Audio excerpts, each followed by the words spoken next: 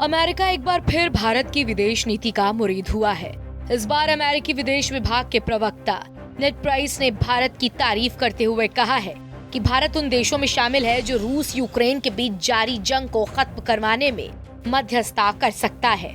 नेड price ने भारत की कूटनीति की तारीफों के पुल बांधते हुए कहा कि भारत जैसे देश जो रूस और यूक्रेन दोनों से संबंध रखते हैं, बातचीत और कूटनीति के जरिए इस जंग को खत्म करवाने में अहम भूमिका निभा सकते हैं।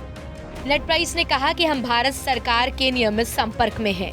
यूक्रेन और रूस दोनों के साथ भारत के अच्छे संबंध है। ऐसे में भारत ही इकलौता ऐसा देश है जो जंग को खत्म करवाने में निर्णायक भूमिका निभा सकता है।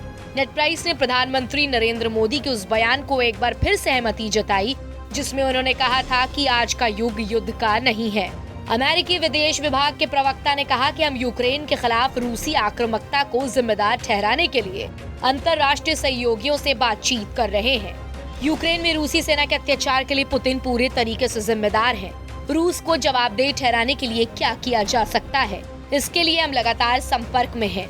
भले ही रूस यूक्रेन युद्ध को लेकर दोनों देशों के बीच वैचारिक मतभेद हो, लेकिन दोनों देश एक नियम आधारित अंतर्राष्ट्रीय व्यवस्था को बनाए रखने की प्रतिबद्धता साझा करते हैं, जो देशों की अखंडता और संप्रभुता का सम्मान करती है। ये भारत के साथ हमारी वैश्विक रणनीति साझेदारी के केंद्र में है। गौरतलब है कि भारत ने कभी भी रूस को जंग के लिए जिम्मेदार नहीं ठहराया। हालांकि भारत का मानना है कि कूटनीतिक बातचीत के जरिए दोनों देश समस्या का समाधान निकाले। युद्ध किसी भी समस्या का समाधान नहीं होता। भारत के प्रधानमंत्री मोदी और विदेश मंत्री एस जयशंकर कई बार अंतर्राष्ट्रीय मंचों से इस बात को दोहरा चुके हैं।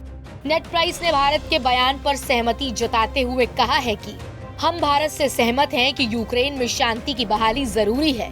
हम यूक्रेन के लोगों के लिए भारत के समर्थन का स्वागत करते हैं। हम पीएम मोदी की इस बात से भी सहमत हैं कि आज का युग युद्ध का युग नहीं है। G20 में भी यही बात कही गई थी। हमारा मानना है कि भारत रूस यूक्रेन के बीच संवाद और कूटनीति स्थापित करने में अहम योगदान दे सकता है, जिसकी वजह से एक दिन ये युद्ध खत्म हो सकता है। फिलहाल इस वीडियो में इतना ही। आपको हमारा ये वीडियो कैसा लगा हमें कमेंट सेक्शन में लिखकर जरूर बताएं और ऐसी तमाम अहम जानकारियों के लिए सब्सक्राइब करें TV9 डिजिटल।